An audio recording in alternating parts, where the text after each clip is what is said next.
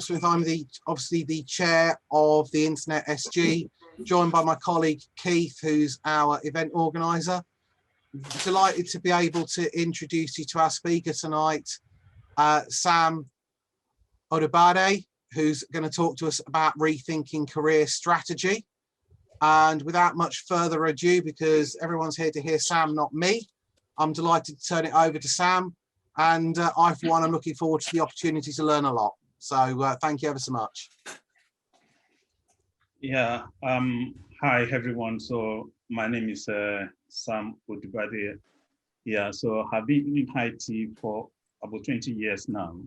So go to the next slide. An institution. Oh, sorry, I think I was muted.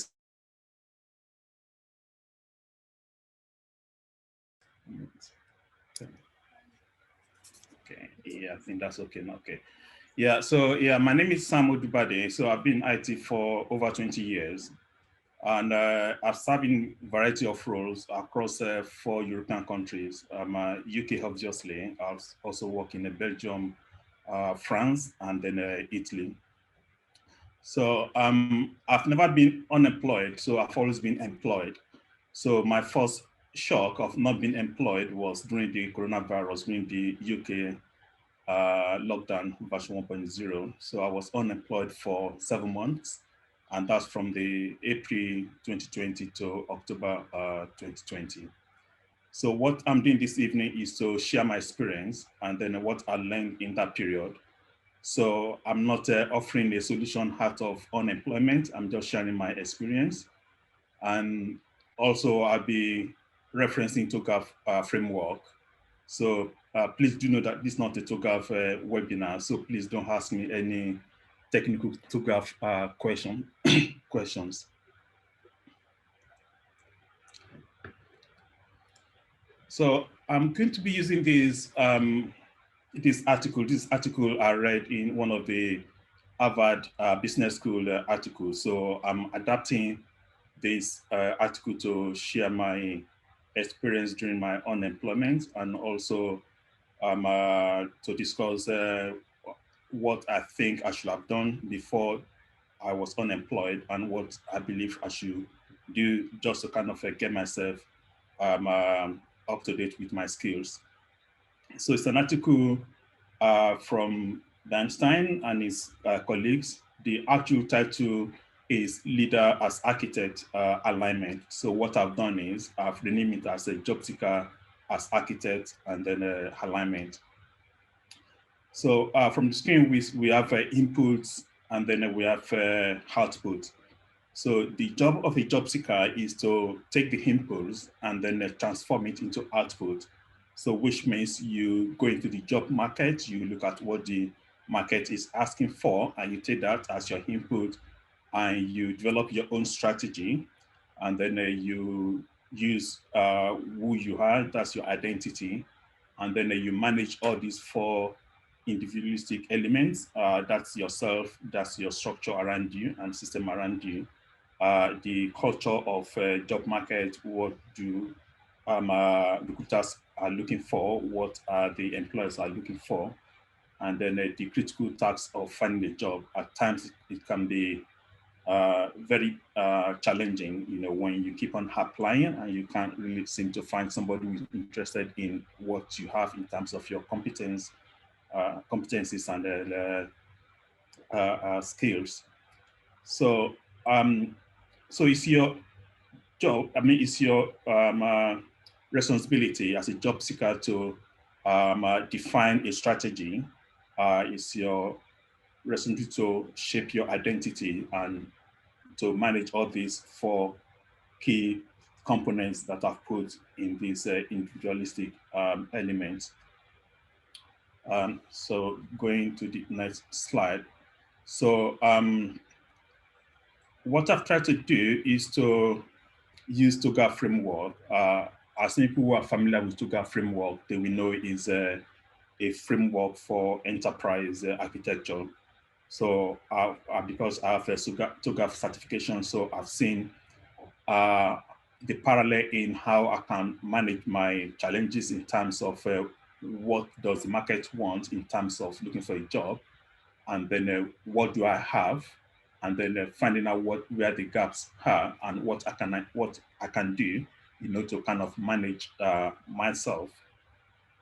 So, like I said, it's not a TOGAF webinar, but it's just the knowledge I have about TOGAF, which I believe I can transform into see where the gaps are in my skills and how I can manage that. So if I move on to so from the TOGAF, from the framework, we have this diagram. We have the preliminary, and then we start from the preliminary, which is usually called phase 0. And then we move on to phase A, and then we go around in that circle back to here. And in between, we have the requirements management, where as you go through the iterative process, new things come in. How do you manage that? Where do you feed that into? So yeah, so that's TOGAF framework in the nutshell in terms of this diagram, which is called the ADM, which is Architecture Development Method. So going to the phase 0, which is the preliminary, what do you do in phase 0? This is where you are unemployed, so what are you going to do? So what are the things coming to your mind? So I've said before, the first thing I believe you should do is to define a strategy, because you have resources. As much as you have resources, you also have constraints. So the market is looking for something probably you don't have, probably that's a job you can do, but it's miles away, and you have a family, so you have that constraint. Even though you have the resources, you have the skills they need, and then you also have to kind of shape your identity. So how do you adapt to changes?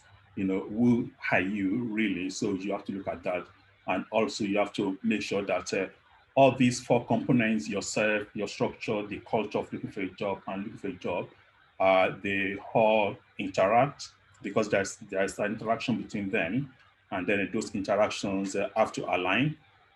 You'll be good at what you do, but if your structure is not good, that is, you don't have a good network around you, you don't probably socialize, you don't have any network, probably that may hinder you from actually leverage your skill set. And also, if you have both, if you have good skills and then you have network, but you don't understand the culture of work, of looking for work, so definitely that will not give the optimum output you want in terms of getting a job or probably changing your career. So all these interactions have to align for you to actually have a good result from the skills that you have or from the effort you're making in finding a job. So we need to think about all these. So this is my preliminary, this is phase 0 of TOGAF framework. So moving on to the next slide, this is phase A, which is the architecture vision. So I've kind of put in bracket career vision. So what's your career vision? So while you are in that state of unemployment, in my case, it was my first time of being unemployed. So it was kind of a shock to me, and I was kind of surprised that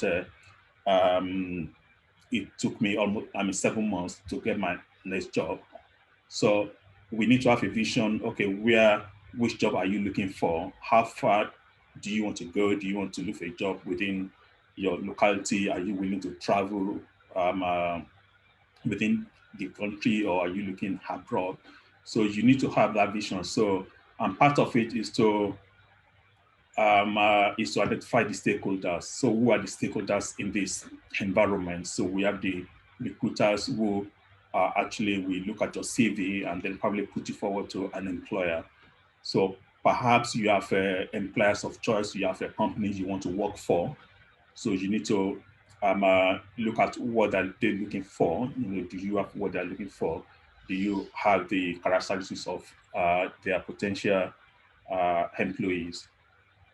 So the next item I have here is that the statement of architecture work. So I've named it, as career work. So you have a scope in terms of, okay, what role am I looking for? Do I want to take a permanent role, or do I want to take a contract role, or am I open to a fixed term contract, or do you want to do part-time or whatever? So you need to have a scope, you need to have a plan, you need to look at the resources as well. I mean, in terms of if you need to retrain, do you have the time to do that? Probably you want to take a job because you have financial commitment, you can't take time off.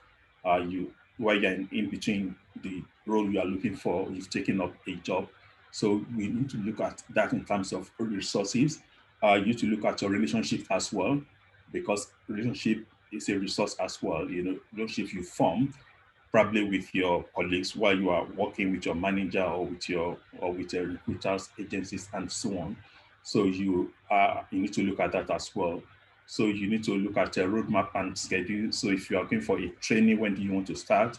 How many trainings do you want to do before you say, do you know what? I've had enough of this now, so I can't begin to commit money into training.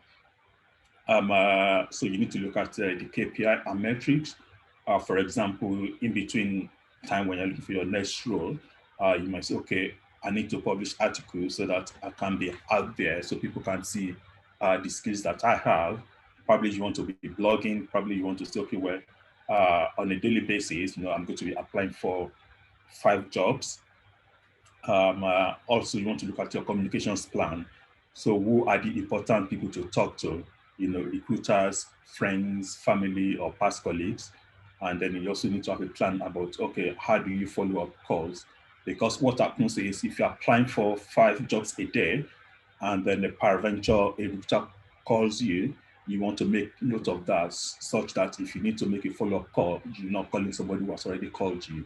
So you need to have this plan in place.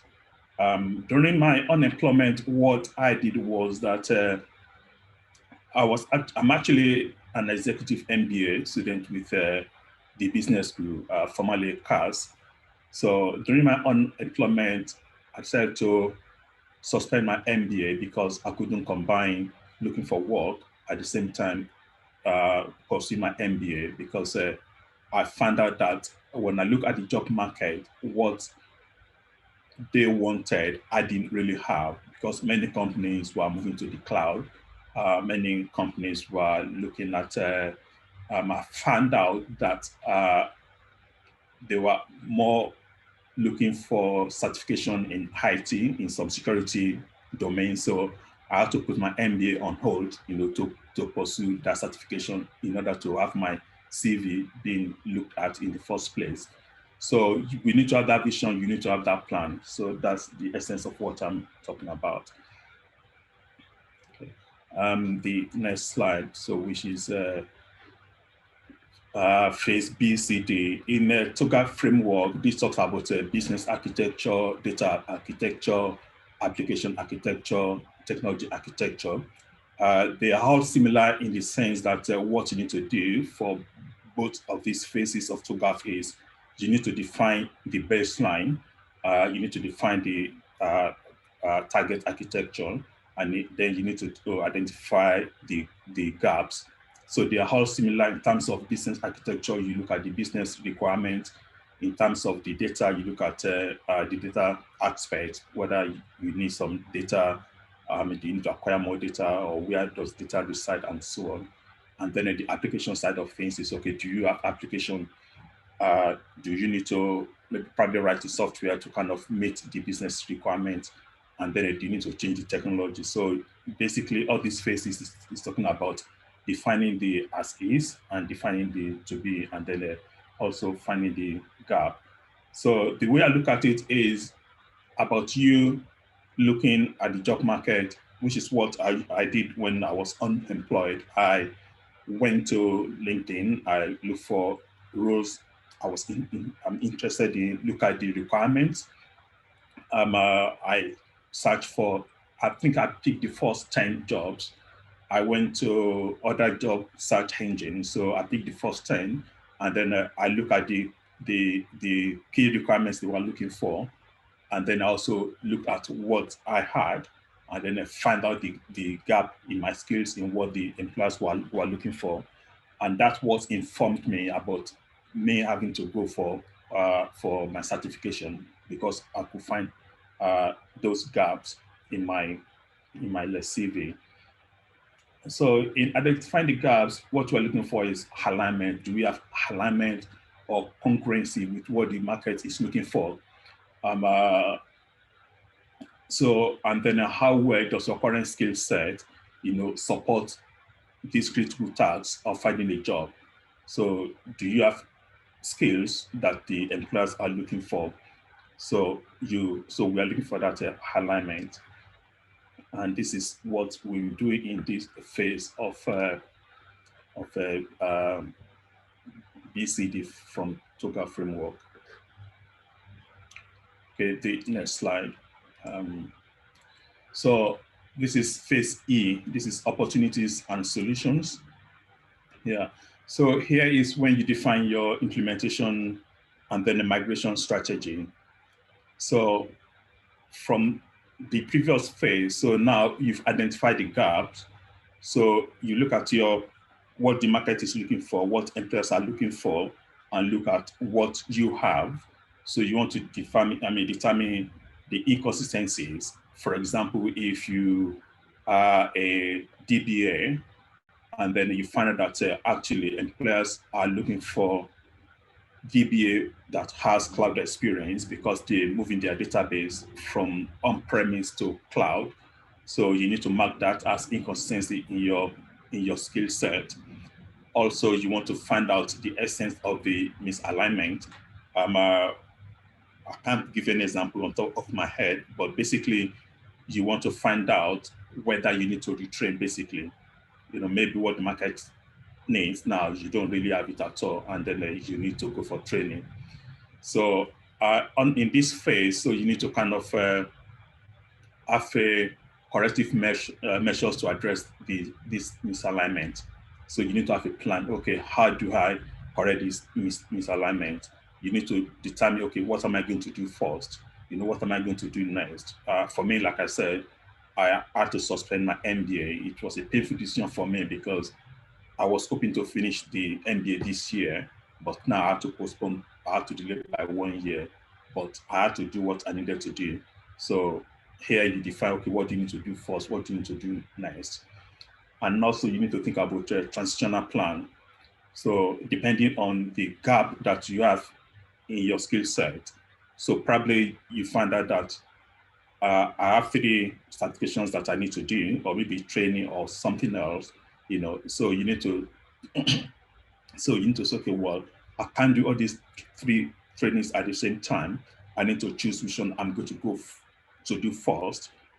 Probably you have a financial constraint. So you say, do you know what?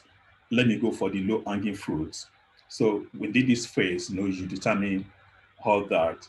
And in some cases, there are some tasks or things you can do together.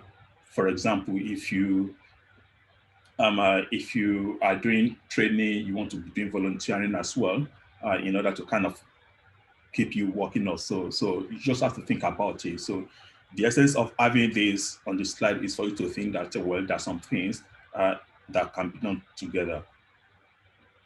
Okay, if I move on to the next slide. So in TOGAF, this is phase F, which is migration planning. So this is now, okay, you've found out where the inconsistencies are. Now this is when you want to begin to get into that phase where you begin to implement what you've learned in the past, in the previous phases. So for example, one of the things you have to do is to communicate business values to the stakeholders. This could mean you may have to update your CV. You've sampled many vacancies. You've looked at what they're looking for. You've worked on them. You've done training and so on. So you need to kind of communicate this to employers, to the stakeholders. So you might need to update your CV. Your CV, you make sure you use action verbs. I led, I reduced. Action verbs really. And then also you probably will need, or most likely, or definitely you need to update your LinkedIn profile. The job I eventually found after 7 months, I didn't apply for it. The recruiter found my profile on LinkedIn and then they reached out to me. So definitely you will need to kind of, you need to make sure that you communicate business values in your CV and then in your LinkedIn profile, and maybe any other thing that you know you use to kind of communicate with employers or recruiters. And also you need to have a careful thoughts about the implementation as well. So in terms of the job, are you willing to travel? You know, if the job is not local, are you willing to travel? It's going to cost money in terms of train tickets or fuel or so. Also, you need to look at resources. Do you have enough resources for this role? If you start applying, do you have what the market actually need? And then in terms of timing, you want to ask yourself, okay, is it a good time for me to take a job overseas? If there are opportunities coming from abroad, you know, I mean, is it a good time for you to look for a job overseas? In my case, you know, the job I got after my 7 months of unemployment is based in Sweden. I'm still with the company. So because I was flexible enough, you know, to kind of reaching out outside of UK, that's, I mean, because I already prepared my mind anyway, when the agency contacted me and told me the job is in Sweden, I mean, apparently they didn't want me to be in Sweden anyway because it's 100% remote. So the fact that I was flexible enough to kind of willing to entertain such requests, I think that probably opened the door for me. Also, in this migration planning phase, you need to get buy-ins from family, especially if you are married, if you have a young children. You know, you need to make sure they are there to support you if you have to take a job, or maybe if your job requires you to be, I know it's lockdown, people do not travel at this time, but I think it's part of what we need to think about as well. So yeah.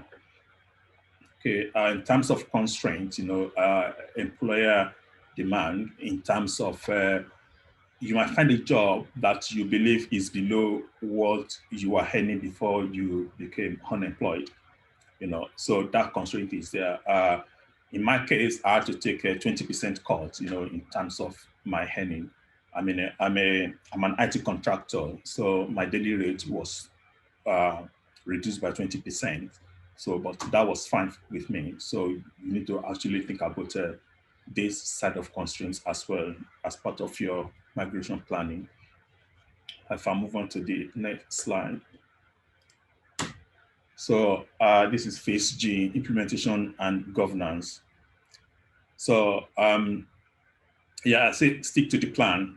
So it's not an easy thing for you to be out of work for a long time. You know, at times you get discouraged. At times depression can come in, pressure can come in as well. You know, so, but you need to stick to the plan. You know, you need to avoid distraction. And also you need to handle feedback from successful and unsuccessful interviews. I put successful there because even though if you're in a job, you know, you still want to kind of make use of feedback you've got. You know, for example, if they ask you a question during the interview and you didn't know the answer to that, you know, you want to go back and check the answer for it, even though if they still give you that job, because it's good for you to learn from your mistake, because you don't know something I believe you're supposed to know it just in case it comes up another time or in future. So so use this feedback as input into the process of you updating yourself. And also at this stage, also you need to tick off accomplished task or sub-task. So if you sending 5 CVs out every day, you need to keep track of that. So you need to tick things off. If you updated your CV, if you updated your LinkedIn profile, you need to tick that off. What that will do is it gives a sense of accomplishment as well, which was my experience. Updating my CV is always a very, very huge task for me. I don't like doing it. So each time I have to do it, you know, it's really burdensome. So anytime I update it, it gives me a sense of relief that, okay, yes, I can take this one off now. So yeah, so tick off any tasks you've accomplished. If I move on to the next line, okay. So this is phase H. This is a change management. So what I've put here is that you need to keep your career alive. You need to keep your skills up to date. So my suggestion is that you be a member of professional groups. You know, you get to know what is going on in your industry, and you get to know people. You get to network as well. So it has all these benefits. Also, there are meetup groups now. There's a Slack channel. Attend webinars. So all the resources are out there. So we need to take advantage of them. If you do this, we'll be more aware of what the market in terms of job needs, and then it will be well prepared. And also I put there, ensure career governance is happening. So be in control of your career, you know, invest in yourself. I mean, there are many free courses out there now, so take advantage of them. For me, because I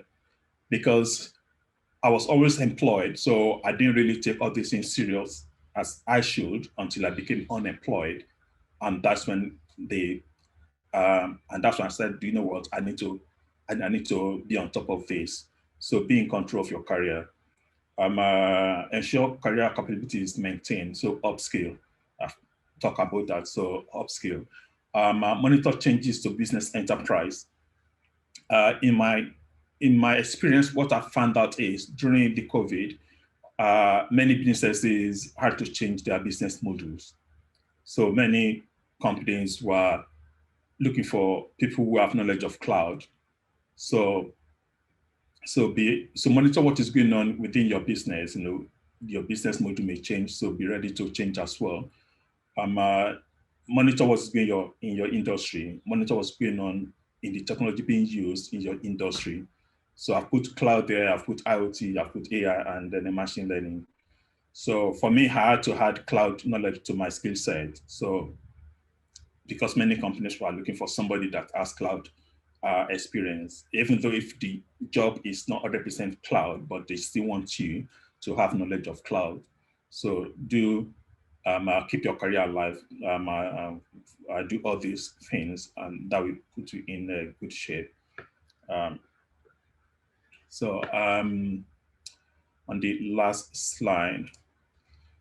So architectural requirements management. So this is the phase in the middle of all the other circles in the TOGAF framework. So what this does is, changes coming, you need to respond quickly. So here I put that, have a process that addresses changes. So be flexible, be adaptable. As I said, I took 20% cut in my daily rate. At the same time, I also went for training. So know that your skills have shelf life. So your skills is not for life. You know, definitely you need to upskill from time to time. So keep all these things in mind. Yeah, and that's the presentation. So if you have any questions. Brilliant. Thank you ever so much, Sam. I, for one, certainly learned a lot there. If anybody has any questions, if they want to put, I've got one question here actually on the chat. Yeah, if anybody's got any questions, if they want to ping in the chat, or alternatively, put the hand up. It's an opportunity to be able to get some good advice from someone of Sam's caliber, please.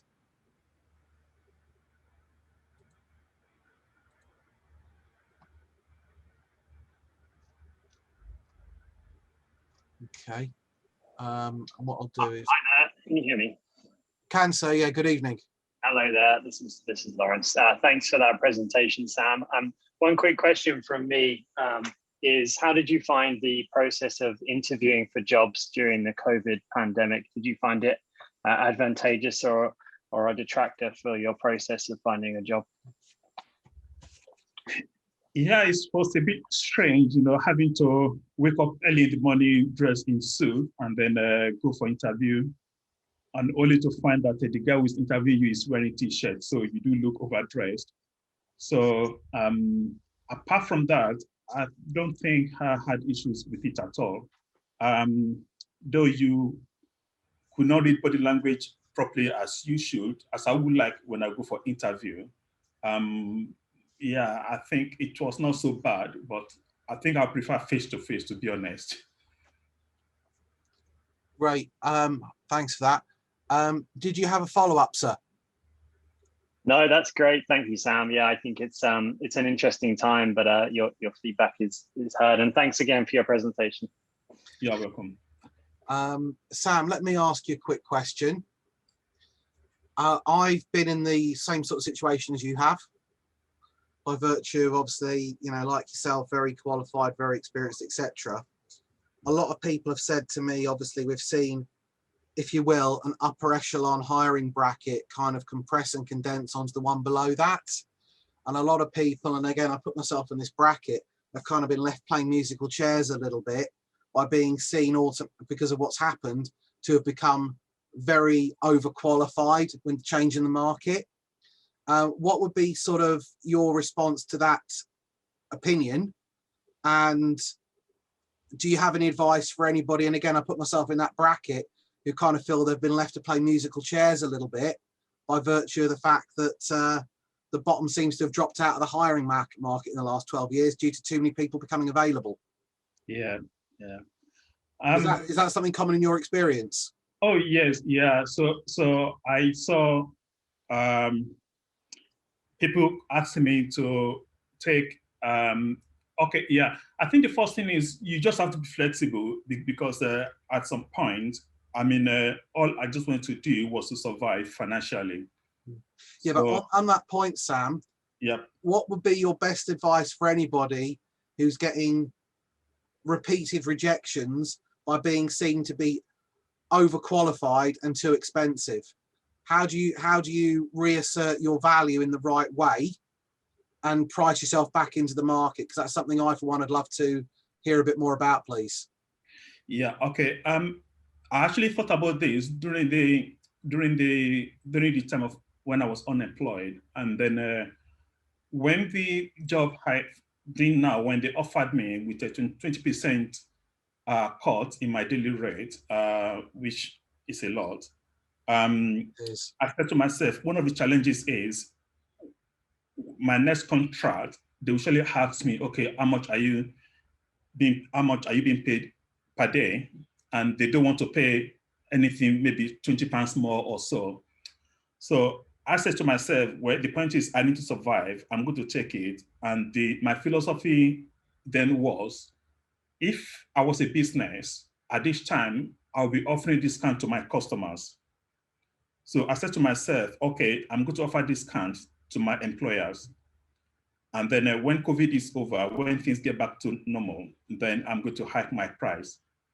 So like I said, I had a financial commitment. I just wanted to survive. So I decided to take pay cuts, if you can put it that way, just for this period. Yeah, but taking that into account, and I hear what you're saying in relation to day rates, what would have been, how would you have covered that if you weren't on a day rate, but if you were used to working on a salary? So say, for example, yeah, if your normal salary had been, say, 70,000 and you saw the jobs being filled at 35, 40, 45, how would you be able to show your value without being seen as overqualified, if you see what I mean? To be honest, I don't think I will take 50% cut. So yeah, I think that's... And I'll give you an example. Somebody that I know very well saw a sales role, and it was a sales director role. They wanted 7 years professional qualifying experience to manage 6 direct reports, which anybody who's ever managed people will tell you that 6 people is a lot. Yeah. To do it properly, especially. And that job got filled at 32,000 on the base. And I'm not joking.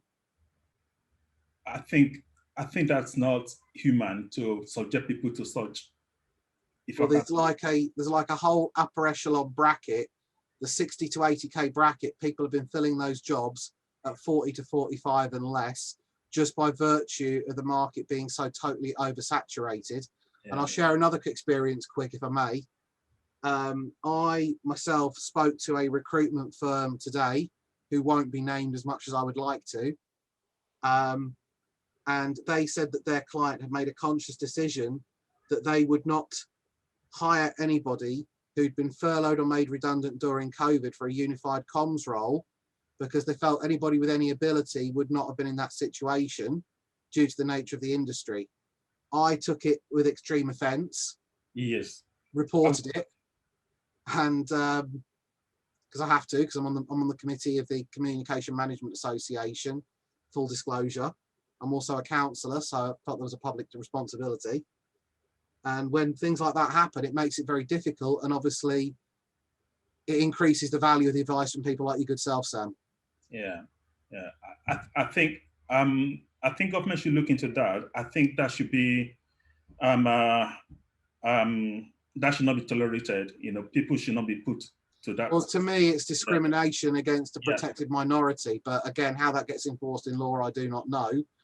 But I've seen myself, because I'm nearly 46, there seems to be ageism in lieu of discrimination against any other minority group, if you will.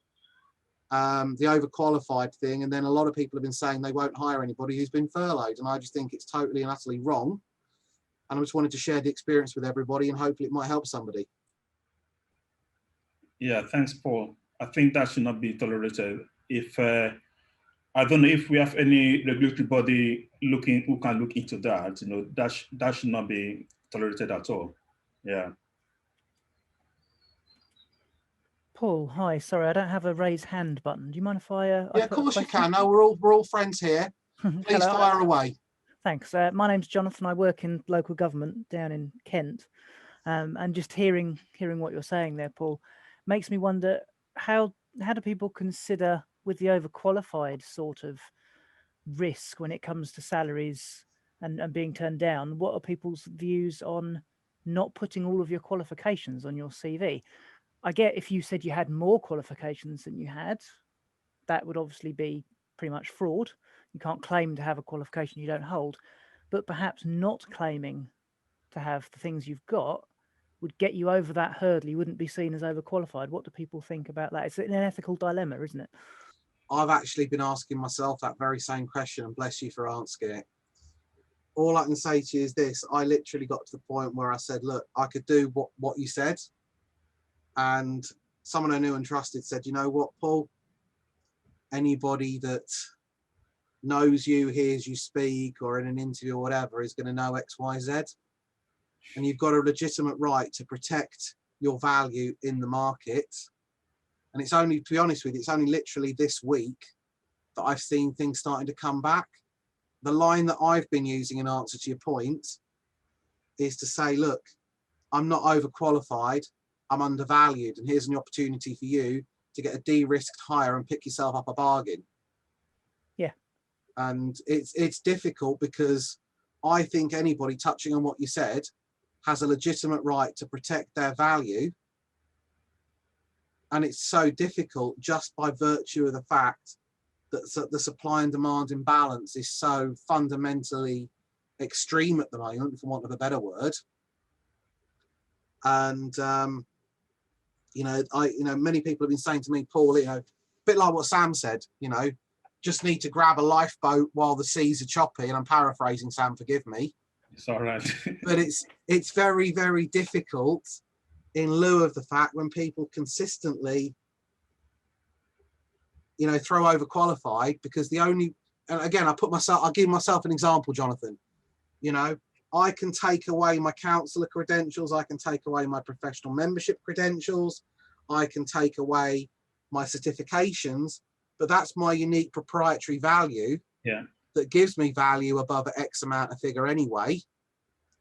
And it's exceptionally difficult. And unfortunately, and again, I use myself as the example, at nearly 46 years old, there's always going to be somebody who's half my age for half the money or less. And I can't be any more honest with you than that. Yeah. No, it's interesting. Thank you. And So I totally get what you mean. if you can find the answer to all of this, I'm the first person who wants to hear it. To let you know. Okay. Yeah, No I problem. I mean that with total respect and seriousness. No problem. If I ever solve that, I'll let you know. Well, that's like Fermat's last theorem. If you fix that, you want to write a book, because I'm telling you, it's going to be an Amazon bestseller. Thank you. No, you're most welcome. I'm not sure how we can follow that, because that was brilliant. I mean, has anybody else got any questions, especially at Jonathan's caliber, please? So Paul, you would choose not to admit your qualifications, is what you're saying? Well, no, the problem is this. I mean, I got lots of different advice. And I said, look, I can make a decision and I strip away this and I strip away that. But then what are you going to do if you get into an interview? Especially for me, because of my background sales, for those of you that know me.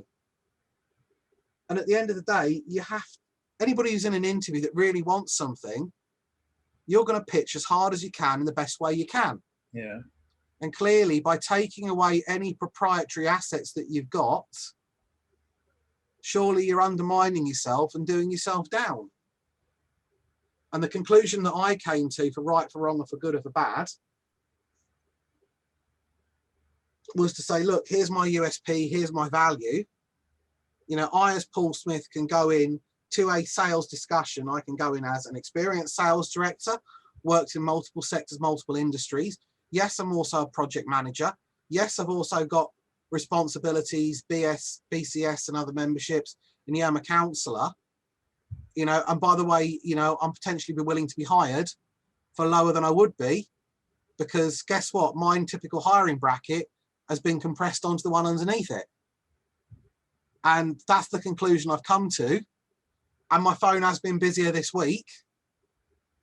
And it's difficult. It's very difficult. And, you know, it's difficult to know what to do. Yeah, it's as if your life is in their hands, really. So, I mean, that was my experience. So I kind of, I mean, yeah, it's as if I think it's, yeah, it was as I was their mercy of recruiters, you know. So at times during the period you apply for roles, you didn't even get any feedback. Well, that's what I was going to ask you. This role that you secured, if you don't mind me asking, was that something you secured directly, did you say, or was it via a recruiter, if you don't mind me asking? It's via a recruiter. So he saw my LinkedIn profile and then reached out to me. Yeah. What's your experience of recruiters? I mean, that was a positive experience. Have you had equally positive experiences, or is it just me? No. I mean, I think if I'm going to be honest, I think that would be an exceptional one. So I respect your integrity and your honesty, Sam. Apologies to any recruiters on the call. Yeah, well, maybe they were busy, so let me keep an open mind. So, I mean, my experience was they will say, okay, oh, your CV is great for the role. Okay, we are going to put you forward. Okay, and then, and that was it. At times I would have to wait for like 2 weeks, and then I chase them up, and they say, okay, yeah, it's gone cold, you know. So yeah, so you just I went through this yo-yo emotion or so. When a recruiter called you, you were happy, okay, something was going to come out of this, and then it went quiet for a few weeks, and then you just start all over again. Yeah. So how many stages did you have to go through? For this current role, I went through, I would say 2. Oh, you're lucky. Yeah. I know that because somebody said she went through, I think 5, and yet she didn't get the job. So, yeah. Yeah, I heard at one situation where it was 8 stages, and I said, which stage do you have to do the dance? So I hear you, and I mean, I can't imagine getting to stage 5 of something, and then it's wrong to me. And I mean, I'm hoping they're going to do something with it, but anyway, does anybody else want to ask anything? Yes, please. Please do. My name is Del Coker. One question I'd like to ask is, why do agencies actually need to ask for your date of birth? And I have had an occasion where, well, sorry, I think the question is, why is there an actual need for recruiters to ask for a date of birth? Is that necessary? Is that required by law? That's a very good question. And also, just to chip into something you said about recruiters, I think it's not only the recruiters themselves, it also deals with the actual company. I have 3 companies outstanding that I'm waiting for a feedback from them. Sent 2 emails to a particular bank. And actually, the actual HR guy said, get back, I'll get back to you within a week for a feedback, or yeah, like an update. After 2 emails and 1 phone call, I'm still waiting. So it's not only the recruiters that I have an issue with them, but also some of the HR with the companies that I've actually applied for. Sam, can I jump in first? Yeah, definitely, yeah. Right, if it's okay with you, it's Dale, wasn't it? Yeah. Can I? Yeah, because I was asking myself that very same question, and God bless you for asking it, because I've seen recently not only these kind of questions that you touched on, because that could potentially be allowing somebody to volunteer information which could allow potentially someone to discriminate against them. Yeah. And you're right. And I see some of the other questions I've seen, which you wouldn't see in any of the context, which would be age, gender, religious belief, which for those who know GDPR is protected personal sensitive information. And also things like sexual orientation, whether people are married, whether their families went to university, whether they had, I keep seeing all these questions about whether someone had free school meals. Wow. Are they a protected minority? Are they disabled? Are they a veteran? And I'm thinking, how can you ask this information and what relevance is it? Yeah. So I think the issue is 100% right what you say, Dale, but potentially it's broad to just that particular demographic that you touch on, if I'm being honest. Yeah, sure. Yeah, sure. I mean, I've got lots of examples to give, but because of time frame, I'm just gonna not say the other thing else. I have some loads of responses from agencies, from companies, in terms of what's been asked for, and I think for me, it's actually sickening. I know we've talked about I know you've talked about the ageism. Let's say just add 10 years to your age, and that's mine. And again, ethnicity. So I think I've got more of an uphill challenge than you do. But Can again, I give you one second, Dale, because I'm going to give you a response to that point. I myself have seen firsthand many examples of positive discrimination. Okay. It's very real and it exists, and you raise a valid point. What I would respect is this: anybody that's, you know, again, I'll put it on myself. White, Christian, English, heterosexual, nearly 46, married or whatever. I'm not ticking a lot of boxes under positive discrimination, really, let's be honest. Yeah. So all I'm saying is this. I mean, my wife's from Venezuela, okay? I said to her, every time you do an application, it says, are you Hispanic? And she was ticking no. And she said, I'm not Hispanic, I'm a Latino. And I said, you know, for God's sake, if you see something where it's a protected minority characteristic, if you can play that card, there is a possibility that you will get, I mean, I don't know your demographic details, Dale, and they're proprietary and they're private, and I would never ask. No, I'm black. No, I'm not asking those questions. Sorry, okay. All I'm saying is if you can use positive discrimination in your favor, sir. Yeah, do it, yeah. Well, I mean, all I can say to you is this. Hand on my heart, if I was you, I would play the card. But why? Because the critical supply and demand and the imbalance in the market is you need any proprietary value in any card you can play, sir. Yeah, true. I had to swap my name around, so it sounds more, sorry to say, English than actually. Oh, look, I get you. So, and you shouldn't have to do that, because at the end of the day, your ethnicity is a gift, it's a privilege, it's a flag of honor, and it should be unique proprietary value. And I can say to that as somebody, I've worked heavily with people from Africa as an example, and I work with refugees 4 times a week now on a volunteer basis. And I would say, be proud of who you are, be proud of where you're from, and be proud of your culture. Yeah. But unfortunately, you know, there is prejudice in society. And I say that as someone with a Venezuelan second wife and a half Greek daughter. Unfortunately, racism exists. And someone who speaks as well as you do, sir, deserves all the opportunity they can get. Thank you very much. You're most And welcome. that's not for me. I say that with all sincerity, because racism of any kind is evil. Yeah. Absolutely. Do you mind if I Thank follow you. on? By all means, please. This is an open forum. We're all friends here. So I was recently involved in shortlisting some candidates for a role, and actually we didn't recruit because the business objectives changed. But it plays into Dale's question about date of birth, and none of our application forms asked for it. And I'm pleased about that, because I'm always of the opinion you recruit for someone's skills and what they bring to the team. And it might be they bring a 100%. fantastic person dynamic, but maybe they lack in the knowledge. Well, you can teach knowledge and things like that.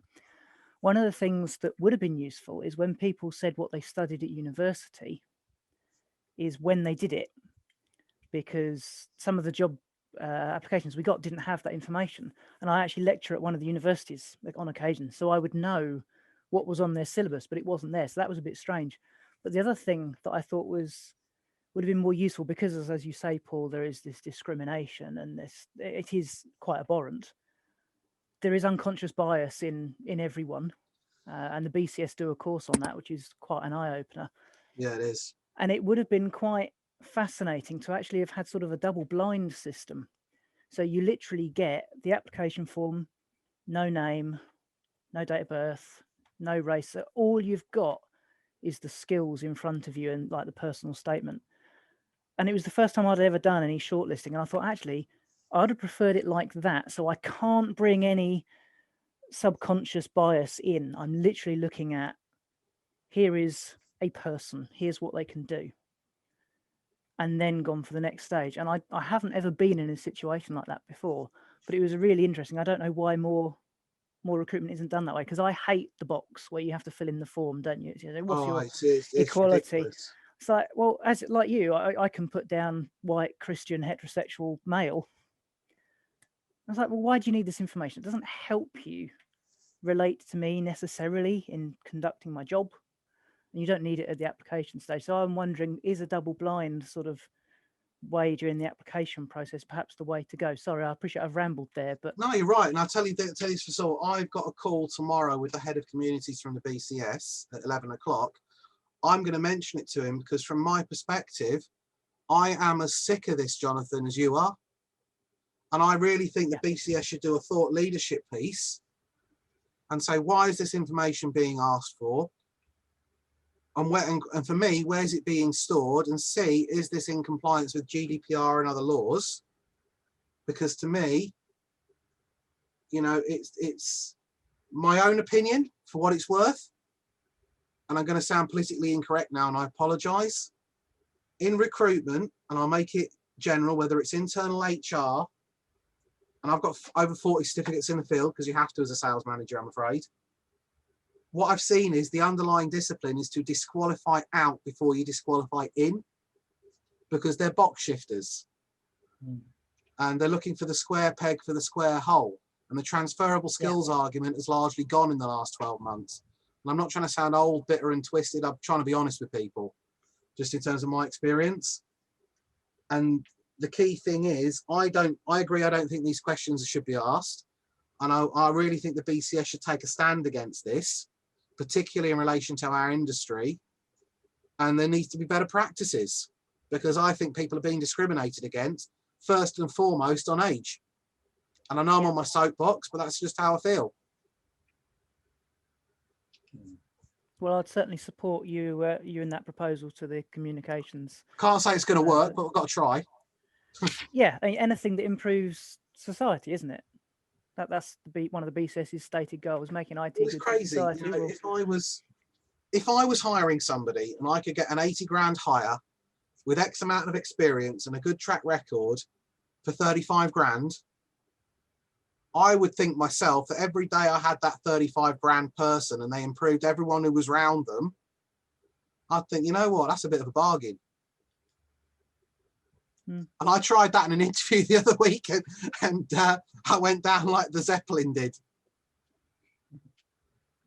Yeah. So that ain't from a book. Yeah, John Evans, you have something to say? Yeah, did you want to speak, Mr. Evans? Yes, thank you. Thank you for the opportunity. You're welcome, sir. Apologies for my rambling. No, it's a good conversation, and I'm glad we're having it. But just to have just a point to say, with the collection of the information that you were discussing, that I've been in recruitment. I've been in recruitment for university, and also in utilities and in banking.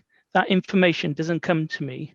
That information is stored within HR, and it's anonymized, and then it's used for diversity, so we can do reports back to the government, and for our own understanding of who actually applies. So if we're looking to diversify, as most recruitment companies are doing now, it's a way of understanding who's actually applying. So if any company is using that data to discriminate on a CV or when application, that's the wrong information. They're using it incorrectly. But would organisations be given quotas by government officials, or does that not happen? No, but if you're trying to understand, I'm in the water industry at the moment, and most of the CVs we get are male dominated. So we got recruitment of trying to get more females involved in the industry, but it's difficult to know from a CV because, well, you can tell from a CV, but the company itself doesn't know, right, out of 100 job adverts we put out this year, how many applicants were female and how many applications were male. So we don't know if our recruitment process or the way that we write the job adverts are pleasing, is interested enough for the people that we want to recruit in. So that's why we use that data. And that's how I understand companies should collect it. But there's always a box underneath that says, I don't wish to divulge this information. So it's up to you really, but it is quite handy for companies to work out their recruitment policy, for example. But it shouldn't be used to actually, it shouldn't be, well, it's never been given to me when I'm recruiting. That information is always held within HR and is anonymized before it gets used. It's just a point of interest if you're wondering why that data is collected. No, I appreciate Thank it. you. I mean, somebody said to me the other day, Paul, and I'm being flippant now, if I ticked a box saying I was a Black Muslim single parent disabled lesbian, I'm more likely to get an interview. And I said, I've got no idea. I said I wouldn't want to comment. But it's just, no, that shouldn't be the case. It should be, well, yes, we don't live in an ideal world, I know that, but that's how companies ask for that information, is hopefully to better understand who is being asked for, sorry, who is applying for the jobs that they're offering. And I hope that they're using it for the best purposes of getting a good diverse workforce. Putting it from the other perspective, in terms of obviously a hirer as opposed to a hiree. Yes. I've been both many times. Okay, well, great. So, and again, I put this on myself because I think that's the only right way to do something. Touching on some of the points that I've made in terms of being an experienced hire and the bottom dropping out of the market, would you have any positive or constructive advice to someone like me in terms of what are we doing right, what are we doing wrong, what can we do better just to get in front of somebody? Is the argument about chopping and changing CVs, as was touched on, or should we fight for our value and just play the numbers game? I'm just keen to get some qualified advice, sir. It's difficult to say. It's unfortunately it's a lottery. It is lottery. I've been in a company where we were hiring someone, and the managing director had the 80 odd CVs in front of him. He picked up half of it, put it in the bin, and said, "Right, hire from those." So that reminds me of the story about how John Wayne did that film about Genghis Khan. He picked the script out of a dustbin. Mm-hmm. So yeah. Yes, my main concern really these days, it's the AI bots that scour CVs, and you don't get a human looking at it The at the batch moment. file upload, scanning for keywords. Yes, that is evil, I feel. I Because agree. you don't get the feel of the person. A computer doesn't understand. They're just looking at, oh right, he's got 11 spelling mistakes, we're not going to hire him. But that person could be dyslexic and be the best person that company could ever have. Absolutely, and I think that's so it's very difficult. We don't use bots, but I know I have been in companies that have used bots, and it's a lottery. It really is. You could have two. You could send your CV twice, and one of them will get picked, and one of them won't. Yeah, when I come across that as well, and the key thing is I feel like I've spoken to. This is going to sound flippant. I'll get in trouble. I feel like I've spoken to every humanities graduate on the South Coast who works in recruitment. Mm-hmm. It just seems like, apologies for anybody who's got geography and biology degrees, it just seems to be the route into the world of work. Yes. The BCS has a good, if anybody's got a CV or looking to put out a CV, they've got, if you've got, they have a service that will look over your CV, and I'm finding that quite good. I used it myself, and I strongly recommend Karen Dunbar. Yes. She's incredible. Yes, it's a very good service. So, and that's free as well. So it's always good, even once a year, just to hand your CV over just to see what they say and what they feel about it. And what, from your experience, obviously you've seen many CVs. Yes. Would you say, what's the optimum length, would you say, in terms of getting through the AI, getting in front of someone like your good self? Are we talking 2-3 pages? Would you get away with more? Or? I'm just trying to learn. It depends on the job. If it's a graduate job, two pages, 2 sides. If it's a management page, it's what experience what do you take out? It's all relevant for a role. Well, this is the thing. I mean, every time someone says to me, okay, Paul, please list your skills that you think are relevant to this, I always put all. Yes. It's like saying, Paul, tell me about which one of your children's your favourite. Do you know what I mean? It's just a nice trick I've seen some people use, and I've followed up on it because I'm going to use it myself, is they will put a little summary and then put in brackets more information available on my LinkedIn, and then put in their LinkedIn. Oh, I'll tell you what I've started doing as well. When it asks for salary, I've started putting TBD down. I know you're not supposed to, but the phone has been ringing more since I started putting TBD down. Mm-hmm. But keep your LinkedIn as full as possible, and then reference that on your CV. Yeah, I think on my CV, I've got a link to my LinkedIn profile. So yes. Yeah, I think that's a good idea actually for people who have been in employment for a long time, so probably your CV is going to about 4 or 5 pages. So yeah.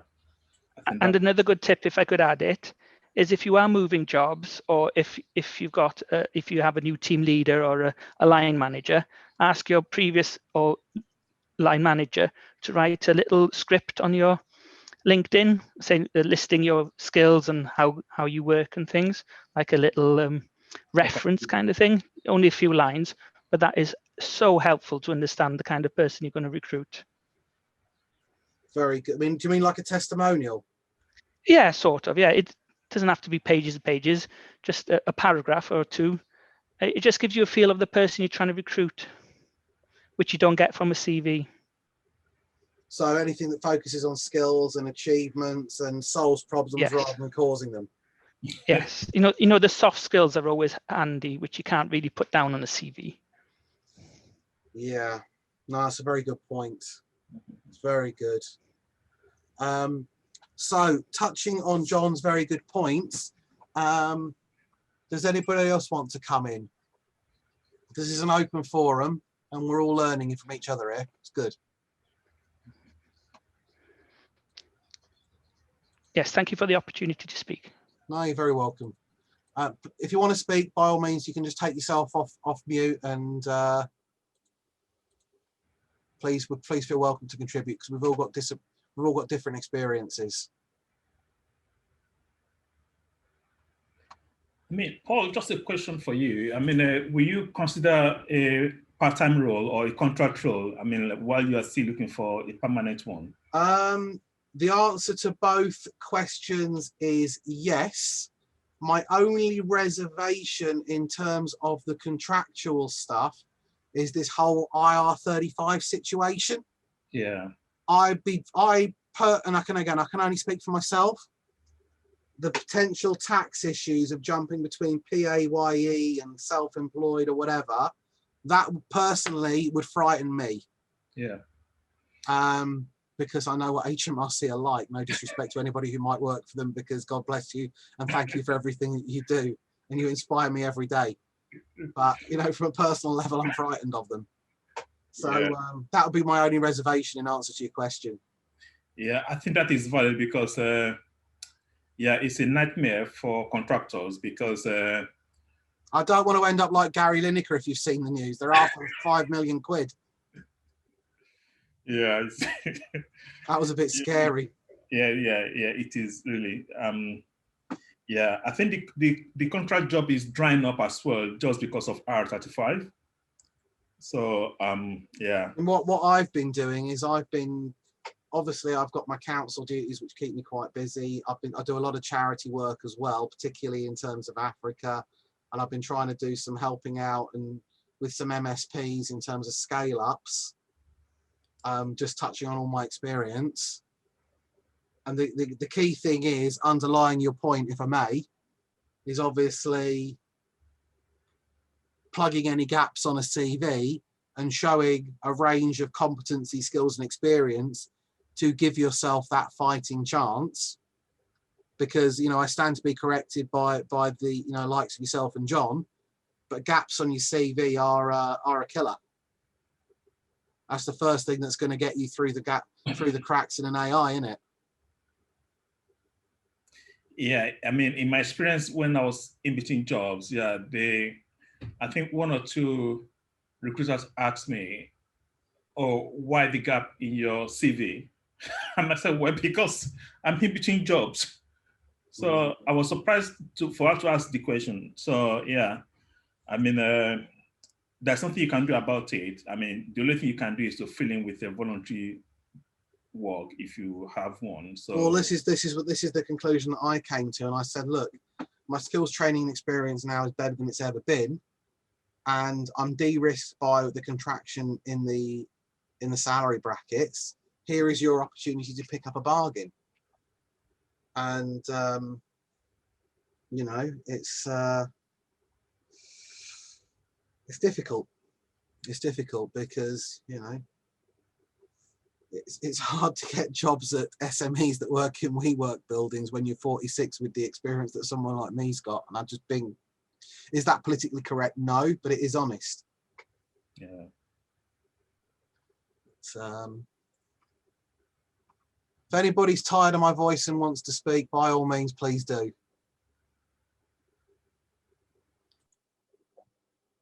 Other than that, we could potentially move to wrapping things up. Unless, of course, anybody wants to come back in.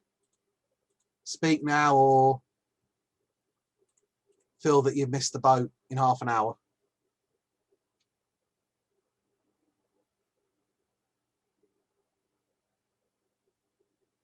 I don't want to do the auctioneer thing, saying going once, going twice. Right, I think everyone has got tired of my voice, Sam. I deeply, deeply appreciate all your time this evening, sir. You have an open door to come back anytime. I deeply appreciate everything you've said, and I, for one, have learned a lot. Thank you. I'm deeply grateful. And anyone who knows me will know that I'm very direct and I talk very straight. And if I didn't mean it, I would say so. So please take the compliment that's offered. Oh, thanks. I would like to thank everybody very, very much for their time this evening. I would like to thank Keith in particular from our committee for all his tireless efforts in facilitating it, and our good friend Joe as well for getting it all organised from the BCS. I thank everyone for their time. Please come and join us again next time round. It's been a pleasure and privilege to host you all. And with that, I wish everyone a good evening, and without being fatuous, please stay safe. Yes, sir. Thanks very much. Anybody wants to reach out, by the way, my LinkedIn ends Paul M for Mother Smith 1975. It's a little bit cluttered, I freely acknowledge. If I can help anybody at any time, my door is always open. It's been a pleasure and privilege. Thanks, Sam. Thanks for the discussion. You're welcome. All right, take care, everyone. Speak to you soon. Thank you. This evening. Thank you. Obliged here. Thank you.